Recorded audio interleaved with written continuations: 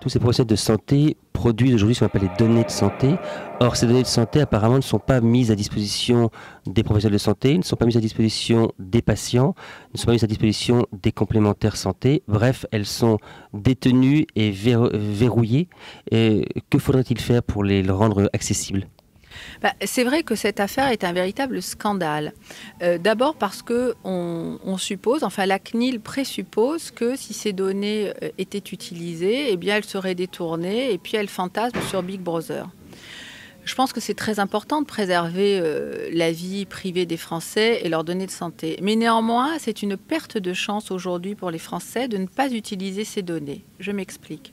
Aujourd'hui, via la sécurité sociale et les remboursements, on enregistre beaucoup de données de santé, les consultations, les actes chez le kiné, l'infirmière, les médicaments, les consultations chez le généraliste, chez le spécialiste.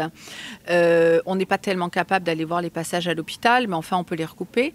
Mais le patient n'a pas accès d'abord à tout son dossier médical, contrairement à ce qu'ils pensent, parce que les Français sont persuadés que sur la carte vitale, parce qu'ils ont du bon sens, parce qu'ils sont intelligents, parce qu'ils savent qu'on a travaillé sur cette question, ils sont convaincus que sur la carte vitale, il y a leur dossier de santé. Malheureusement, non.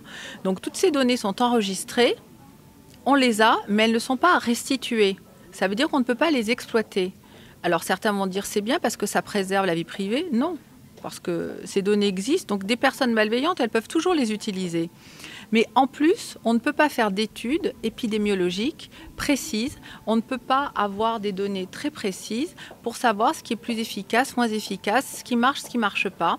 Je suis convaincue que, par exemple, le scandale du Mediator n'aurait pas eu lieu si on avait eu un dossier de santé comme ça, si on avait pu suivre la consommation de médicaments et les personnes à qui ces consommations étaient adressées. Donc aujourd'hui, se priver des données de santé, c'est se priver de chances pour les malades de guérir, d'avoir accès au bon protocole.